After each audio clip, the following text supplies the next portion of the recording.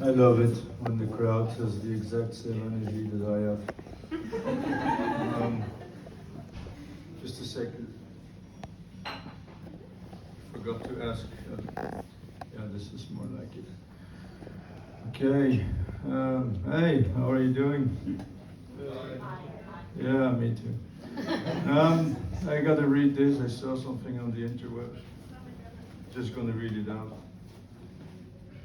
Often seen as the most useless bird on the planet, the kakapoo can't fly and can barely walk. To attract females, the male will dig a hole and sit in it, shouting loudly at any female passing by. Rarely does this work, so it waddles off to find a rock and hums that instead. So there you go, to set the mood. Lots of male human beings that do the same thing. I was in Prague this summer. You're gonna like this. This is a travel story. I was in Prague to do comedy, and I was also staying in a youth hostel. And I'm not youth anymore. I know. Still, like I'm 27. I'm 37. I have very good cream. Anyways. I'm a poor comedian, so I was staying in the dorm. 36 beds. Yeah, that's heavy. And, the corridor, in the middle of the beds, all the bunk beds, the feet were pointing towards the corridor. And when I saw that image of all the bunk beds, it reminded me of a documentary I saw a few years ago. Documentary about Auschwitz. So I had to think about the dorm in Auschwitz. And I was like, oh my God, those feet. And then I thought about all those poor people in the Auschwitz camps and Birkenau, working 17 hours a day, malnutritioned, underfed. And imagine them going back to your dorm and it smelled of feet. So that was my idea on that.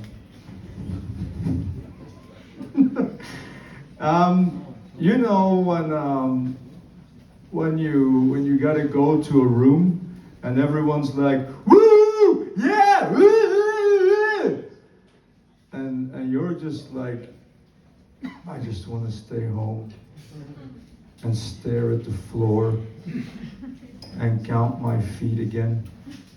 And then you count 7, and then you count again, and this time you count 6.5, and you don't know if it's the drugs. Well, that person is not me.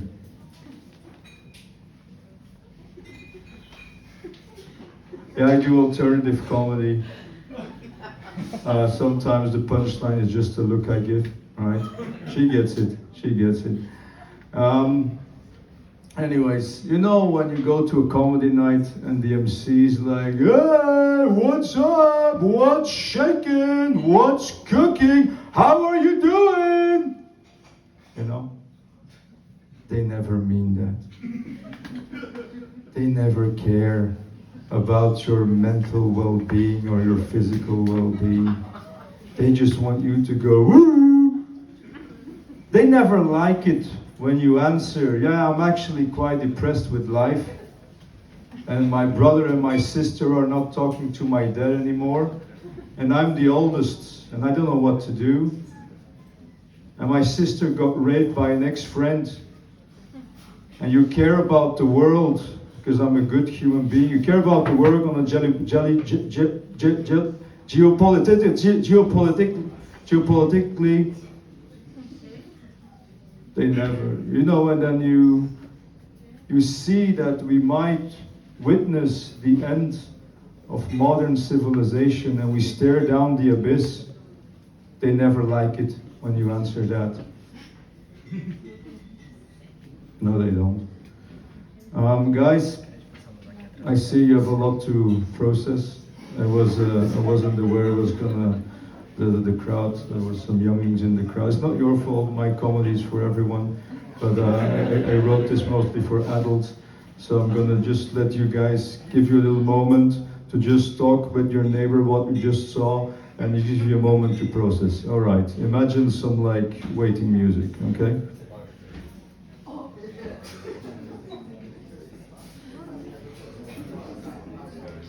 Oh wow, what a strange night we had in Brussels. Yeah, there was so a quirky, weird comedian. And we didn't understand the thing what he said, but somehow it resonated with my inner soul. And he was also pretty handsome for his age. Anyways, you know in comedy they say always start with your best material. Right? Well, I say always start.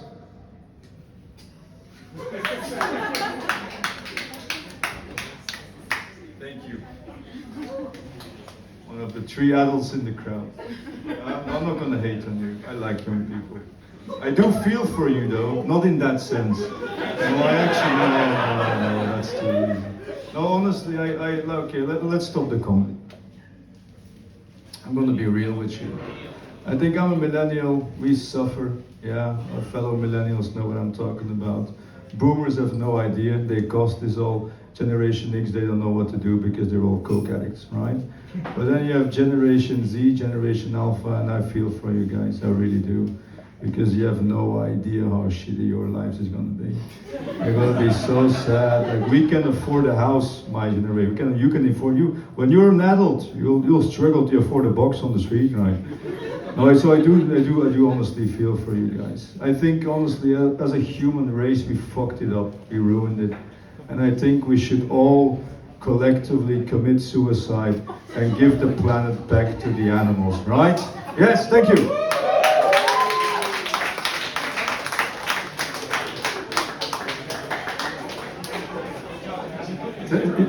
Are you jealous of my applause there? You just, what the fuck was this?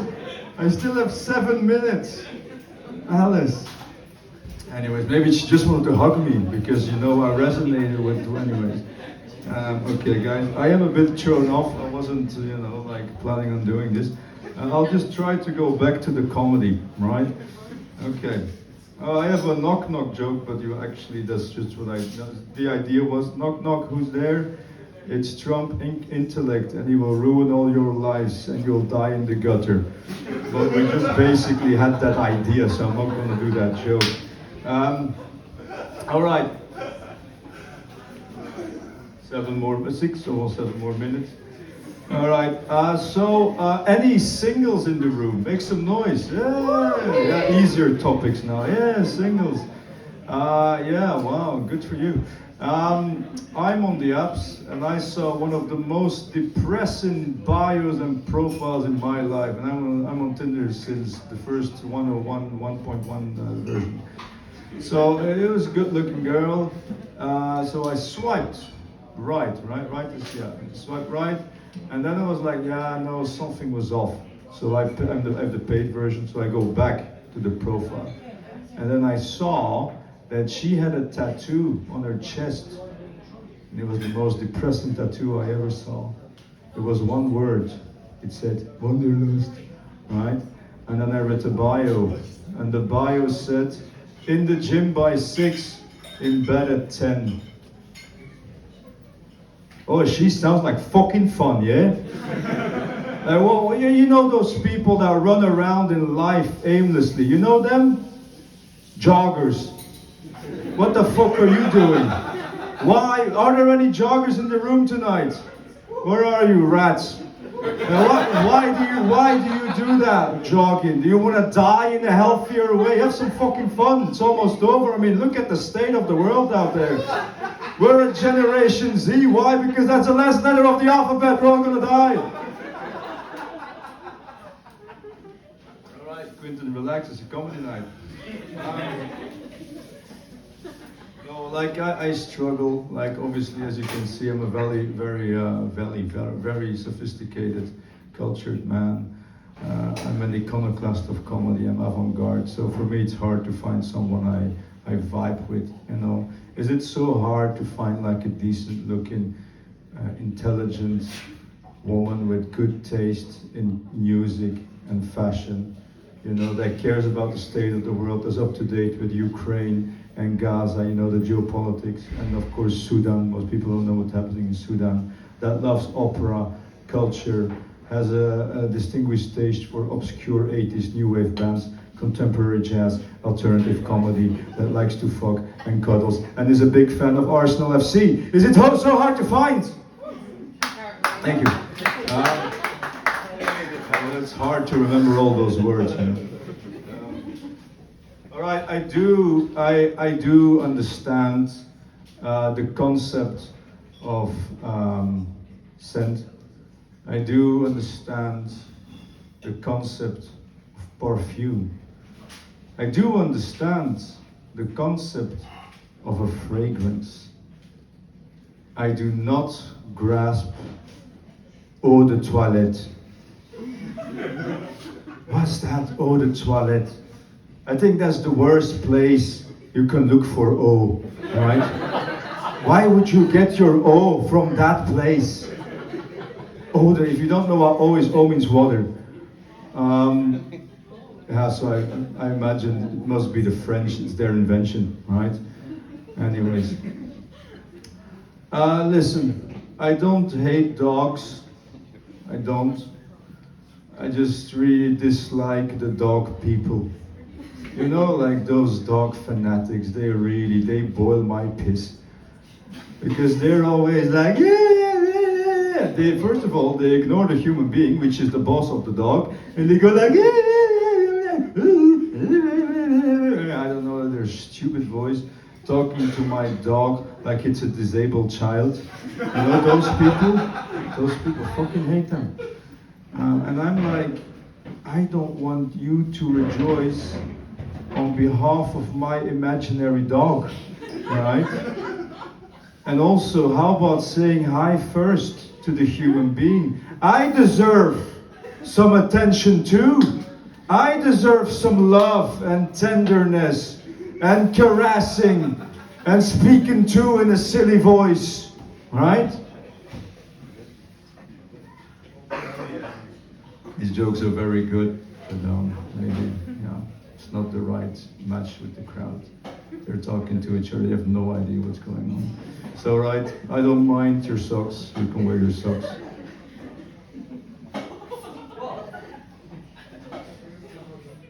Alright guys, so we're almost there guys. I know it's a lot for you guys, it's a lot, I know.